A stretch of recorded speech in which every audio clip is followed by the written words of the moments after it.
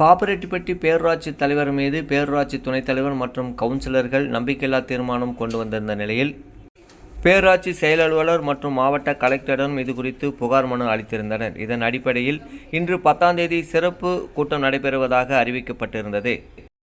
இந்த கூட்டத்திற்கு 10 கவுன்சிலர்கள் வந்திருந்தனர். ஆனால் இஓ வராததால் கூட்டத்திற்கு வந்திருந்த கவுன்சிலர்கள் பேரூராட்சி அலுவலகத்தில் பணியாற்றும் பணியாளர்களிடம் அதற்கான நம்பிக்கையில்லா தீர்மானம் குறித்து மனுவை வழங்கினர்.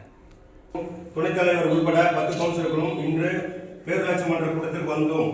இதனால் வரை இந்த நேரம் வரை பேரூராட்சி செயல் அலுவலர் அவர்கள் கூட்டத்திற்கு வரவில்லை.